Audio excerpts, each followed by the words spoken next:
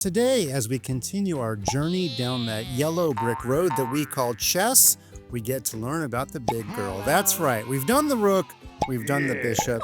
Now it's time to melt them together and get the queen. The queen is like the queen of the chessboard. Yeah, she's the queen of the skies. She's the 747 of the world.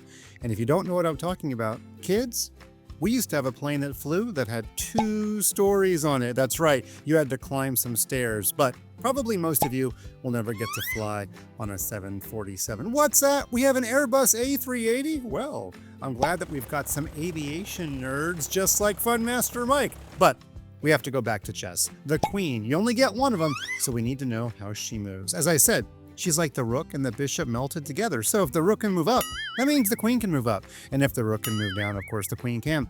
And the queen can go left and right. And if I replace the queen with a rook, can I do that? Do I have that power? Can I grab a rook and put it on top of the queen? Well, look at that. I can do anything I want. Let's put the rook back, though. It is the queen's day to shine. She also has the power of the bishop, so that means she can move diagonal as well. So we need to draw some arrows moving diagonal, or as my 2-year-old nephew used to say, diagonal. Okay, those are all of the squares the queen can move to. Yes, she does look like a star because she is one. And if you were to count all of those squares, you would get 27. Now, for those chess kids with big memories, you might remember when we did the rook video, we put the rook, I believe, on exactly this square. We counted 14. We put the bishop in our previous video on exactly this square, and we got 13. And then, well, I guess today we're just adding 14 and 13 now, aren't we? So there you go. There's a Fun Master Mike shortcut. She can move to 27 different squares. Now, it's not quite correct to say she can go wherever she wants because, interestingly, 27, when she's at her most powerful, is less than half of the number of squares on the chessboard. For example, she can't go there, she can't go there, she can't go there, she can't go there. I could do this all day, but she can go to many different squares on the board. When she wants to capture, just like the rook and the bishop, she just runs into something, but when she makes a capture, she has to stop. So if I put, for example, this bishop on this square, and this rook on this square, she cannot capture both at the same time. She can only capture the first piece, and she has to stop. And now that you know how the rook moves, you know what's going to happen to her. Yeah, she's going to lose herself, and I don't mean like that song. She is going to leave the chessboard, never to return. You probably don't want to give up your queen for only a bishop because you only get one. If we were to talk about the values of the pieces, well, I did mention in the previous video that the rook is a little bit more powerful than the bishop, but the queen, of course, is much more powerful than either the rook or the bishop. Interestingly, this may seem hard to believe, but the queen, we value it even more than a single rook and a single bishop combined. What do I mean by that? Well, let's get rid of the black queen and put a white queen on the board. If you've got a queen and your opponent in return has a rook and a bishop, you might think the game to be equal, but actually, most grandmasters prefer the queen because the sum of her parts makes her a more powerful force. Okay, let's move on and talk about this position because now we're going to talk about some planning. In fact, I have a story to tell you about this position. This is a position that I showed in a previous ChessKid video about 10 years ago, and there's a bit of an Easter egg in that video because it is the only video on the ChessKid website where I knowingly have something wrong. Now, I didn't know it at the time, but many users wrote in to tell me, Fun Master Mike, you're wrong. And guess what? They were right. And also, guess what? We decided not to change the video because kids had so much fun reveling in Fun Master Mike's mistakes. Okay, I do challenge you to look for other mistakes in my other videos. I don't think there is one, but I'm open to ideas. Okay, here's the mistake. I challenged our chess kids to find all of the different ways the queen could capture this rook if I gave her 2 moves. Notice if I give her 1 move and she tries to move diagonal, well, she's not going to get there, right? Okay, and I just simply missed one.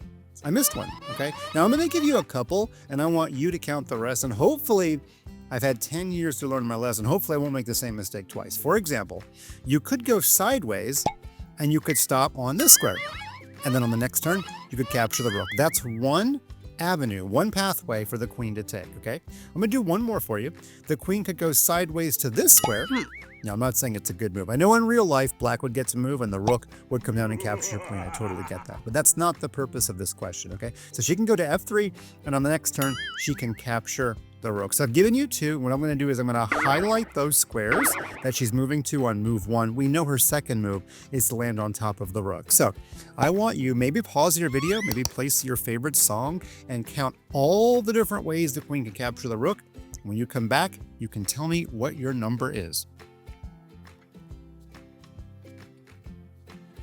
Okay, if you're back, that means you've probably made sure to get it right, because I know I didn't when I recorded this video first. Okay, let's go over all the different ways. We've talked about d3, we've talked about f3. If we continue going sideways and we land on h3, then of course she could go diagonal. She could capture the rook on the next move. That's 3. Okay, she could also go to c3, a 1 square diagonal movement, and then she would go diagonal the other way and land on the rook. In fact, that kind of looks like a check mark, doesn't it? Yeah, check marks the spot. Okay, so we've covered 4. I'm going to re-highlight them. And what about if she moves down to the square b1 and then diagonal to the rook? That works as well. We're up to 5. She could go up to b5 and then sideways to the rook. That would be 6. She could go diagonal to d5 and then sideways to the rook. I believe that's 7. She could also go diagonal to e6 and then diagonal to the rook, like a double bishop move. I believe that's 8. She could also go to f7 diagonally and then move down to capture the rook. I honestly don't remember which one I missed in my original video, but the answer should be 9. There we go. Hopefully, I never have to think about this mistake again, but there we go. We relive it, because in learning and sometimes in mistakes, there's also some fun. Okay, now I'm going to give you a challenge question alert. Can we get some alerts? Bow, bow, bow. In this position, the queen can capture a whole bunch of stuff. I think everybody can see that. The queen's got a lot of choices, but it's a bit like walking into a restaurant and looking at the menu. Every time it's your turn in chess, you should be looking at a menu. You should not be ordering right away, because you might get Salisbury steak, or I don't even know if they serve that in children's cafeterias anymore, but it definitely was not my favorite when I went to school. Okay, we're looking for pizza, of course, obviously, right? You're a kid, you like pizza, that's the rule. All right, so here, what is the queen going to eat for pizza? Well, let's go one at a time. You may have noticed the queen can capture this bishop. And if she does, I think she's safe. Let's take a look. I'm gonna hover the queen on this square. Do you see any black piece that can get her? The rooks would just miss her. And the bishop there on a4, I can't draw an arrow because I'm hovering my queen and I don't have multiple keypads on my computer. But I can tell you this, if you remember to our previous video, a bishop on a light square can never land on a dark square. So I believe that's a good move. That is some pizza. That's like a slice of pizza. But you know what? In this position, we might want to look for an even better slice of pizza, or a bigger slice of pizza. When you see a good move in chess, you should look for a better one, because this is an advanced idea alert. Now we could capture the other bishop, right? This one, but then you can see the rook will come down and capture our queen. Unlike our previous example, we don't actually get to move twice in a row in a real chess game. Now you might say, oh, Fun Master Mike, this rook can be captured, and you taught me in the previous video that a rook is worth more than a bishop. First of all, thank you for watching my previous video. Secondly, you are right on the first part. The rook is worth more than the bishop. However, then the bishop will come down and capture your queen. And of course, you don't want to lose your queen for anything in chess. Sometimes we give away our queen for the enemy queen. Sometimes we give away our queen for a collection of pieces, like 2 rooks. I can get down with that idea, but you never want to give away your queen for a single piece that is not a queen, like a rook or a bishop or something, okay? Unless there is a special exception, but we are a little bit of ways of talking about exceptions in chess. So the final move, the queen could capture this rook, and I believe that is a safe square for the queen. That's why when you see a good move, you should look for a better one. Remember, we did see a good move initially, queen takes bishop, right? But much like the restaurant menu, we always want to see, is it the best thing we can order? And actually capturing the rook is the absolute best move. We got the biggest piece possible without losing our queen. That is the name of this game, and now it's time to move on to a new game. You guys knew what was coming. We're gonna play Monster Queen just as we always have in our previous videos. Now this queen must capture 1 black piece every turn, until there are no more black pieces to capture, and she's going to finish by capturing the black queen, okay? You have to finish on the black queen. Those are the rules for this puzzle. Okay, so in the first move, the queen, if she goes diagonal, oh, she misses everything. What if she goes diagonal this way? Oh, no, that's not gonna work. What if she goes sideways? That's a swing and a miss. What if she goes this way? Also a swing and a miss. However, her queen can come up, and we can capture this pawn on d3, and we are off and running in our monster queen. Now, what can we capture next? If we go that way, oh, we split the uprights. That would be good if you were a football kicker, but not so good in chess, okay? What else can we do? We can go this way and capture the pawn on h7. All right, the next one's pretty easy. She's gonna go sideways like a rook. She's gonna capture here. Now, in this position, we've actually got a couple of options. This is mostly a test to see if you were listening to the rules. The rules were we had to capture the black queen last. So while we are able to capture the queen, we have to look for something else in this position. And of course, that is the pawn down here on f4. Next up, we're gonna go diagonal. We're gonna capture this pawn on b8. Next up, we're gonna capture this pawn on b6. Next up, we're gonna capture this pawn on a5. And then lastly, finally, we can capture the black queen. Light is green and the board is clean. Now you might be wondering, Fun Master Mike, is that all pawns are good for in chess? They just sit there and wait to be captured? No, we are going to learn the pawn very soon in a future video, but there's just so many pawns in a chess game, I find them pretty good for target practice and for monster piece games. Okay, let's move on to this one. Now, collectively, along with rooks and bishops, queens are what's called long-range pieces. In fact, those are the only three long-range pieces in chess. The queen, the bishop, and the rook. They're the only three pieces in chess that can move as far or as little as they want to. The other three pieces, that pawn that we're about to talk about in a future video, and the king, and the knight, those all have the limited ability to be able to go as far as they want. In fact, they can't go very far at all, but they've got some special powers, and we will talk about them. Long-range pieces are great at making pins. And if you remember our previous videos, a pin is when two enemy pieces are on the same line. Could be an up and down line, we call those files. Could be a side to side line, we call those ranks, or it could be diagonals, they're all lines in chess. If there are two enemy pieces on the same line, and you put your long range piece on that same line, sometimes a piece is pinned. So for example, in this position, if our queen travels up simply one square, she lands on the same line, we call that the fifth rank, as the black bishop and the black rook. We call that a pin. Now, this is a special kind of pin. This is what's called a relative pin. In chess, this bishop is allowed to move. However, if it does move, you see what's going to happen. The queen is simply going to capture the rook, and white's going to be a very happy chess kid. However, there's no rule that says that bishop has to move. In fact, it's probably just going to sit there. Because after all, if this queen takes the bishop on the next move, that would be very silly. Because you're giving away your queen for a bishop, you can see this rook is waiting for a sneak attack. So that bishop, while it is pinned, it's not actually in danger in this position. In fact, if black is a super defensive genius, black might make this one little itty-bitty move. Now, what does that do? Well, the rook maintains the protection of the bishop, but the rook also puts himself on a light square. That way, the bishop can return the favor. On the next turn, this bishop can travel one little itty-bitty square, get out of the pin, and defend the rook. Now, of course, if your queen captures the rook, you're going to lose your queen because that bishop is laying in wait to capture you back. So, let's go back to our starting position. It turns out, queen to g5 is a pretty good move.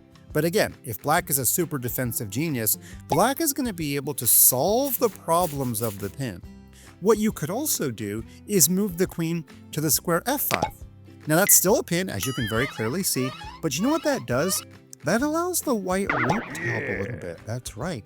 This rook can travel up to the square g5 on the next turn, and if I can say a word that we introduced in a previous video recently, the rook and the queen will work together to make a battery, or, if you're from England, a battery. The only problem there is that you've put your queen in front. So, if black uses the same idea of moving the rook over to the square b5, and then we bring our rook up to make double trouble, the rook and the queen are working together, the bishop will still move out of the way. And if you want to capture the rook, you're going to have to lose your queen. So, I'm going to go back to our starting position. Let's put everything back where it started. And it is now time for us to do a grandmaster level move. The best move here is to move the queen to h5. Look how interesting that is. The queen had 3 different ways to land on the 5th rank, but moving away from the bishop is the grandmaster move. Now, first of all, is the queen still pinning the bishop? Well, of course, if the bishop moves, the rook is going to be lost, okay? If black tries this same defensive idea of rook to b5, now we're going to move our rook up. We still have a battery, or if you're from Somerset, a battery. The rook and the queen are working together, but this time the rook is in front. So now notice if the bishop goes back, instead of giving away our queen, we're going to capture. We got a rook. Black is going to capture. So black got a rook. Nobody's happy or sad just yet, but then white finishes the combination by capturing with the queen, and white actually ends up with a bonus bishop. That's right. It was 2 for 1 at the candy store, and white leaves a very happy chess kid. That was an incredibly tricky puzzle, but by this point in our piece videos, I think you needed a little bit of a challenge. But wait, there's more. We are not done. This is going to be our final question, our final example of the power of the queen. And this one actually is a little bit more tricky than the others because the queen has a power that really the rook and the bishop don't quite have. And here's what I'm talking about. The queen sometimes travels away from her targets to be able to capture the targets. That's a little bit of a hint for the question that I'm about to ask you. Pretend you are white here, okay? I want you to move the queen in such a way that you attack the black bishop and the black rook. Now you've got an open chessboard with a lot of places for that queen to go. So you might want to look all around the board, and I do mean all around the board, until you can find the correct answer. Where can the queen move to aim at both black pieces at once? Okay, if you're back, maybe you've got some ideas. Maybe you tried this move, queen to g4 on the first move, but that only threatens the bishop, not the rook. What if you'd move the queen up to the square d7? Well, that threatens the rook, but not the bishop. In fact, it's kind of hard to find a spot that threatens both at the same time, until you realize my hint.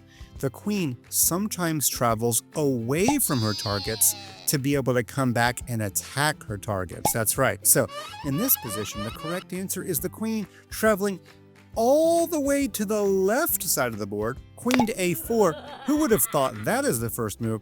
And now the queen is threatening both the rook and the bishop. That is a really hard move to see because most of the time in sports, we don't travel away from our target to be able to come back and attack our target. The queen is like a really tricky point guard. She can travel one way and then do a behind the back pass to her teammate. Maybe that's Steve Nash. Oh, wait a minute. I think I'm naming basketball players that you've never even heard about. But trust me, he was a good one. When the queen goes to a4, she's threatening both the rook and the bishop, and I actually don't see a way that black can save both pieces. If the bishop runs away with the idea of protecting her rook, well, got some bad news. The bishop is on a dark square, the rook is on a light square, and unless you are going to change the laws of physics, the bishop cannot guard the rook. I'm sorry, kids, you are not Stephen Hawking. And that's another person who you probably don't know, but trust me, he was a pretty smart dude. Now, what if the rook tries to guard the bishop? Well, the rook could move down the board, and that kind of guards the bishop, right? The rook is putting himself in the way, saying, I'll protect you, bishop. But then the queen, of course, will just capture the rook, and black hasn't really saved anything. Let's put the queen back, and let's regenerate this rook. Where did that rook come from? I don't even know. The rook could try one last thing. The rook could travel over here to the square f8. And now the rook guards the bishop. Now the queen would be very silly to capture the bishop because she'd be giving herself away and the rook would capture the queen. And the rook is saying to the queen, nanny, nanny, boo, boo, you can't get me. By the way, do kids still say that? I have no idea. However, the surprise, of course, in store for black, the rude surprise, as a popular TV character said when I was growing up, how rude. And my impersonation is quite off, but my chess move is spot on. The bishop will come up and capture this rook, doing some help for the queen. So that wasn't a very good defense either. So if we go back to this position, I simply don't see a way to stop Steve Nash with the basketball. The queen is threatening the rook, the queen is threatening the bishop, and there is no way to save everything. A lot of people name the queen as their favorite piece, and you can see why. She's got all these really cool powers. You only get one queen to start the chess game, so make sure you use her wisely. And when we come back to our next video. We are finally going to learn how the non-long range pieces move, but again, they've got some special powers which you're going to want to know about. So come back soon, and we're going to learn the final 3 pieces on the chessboard.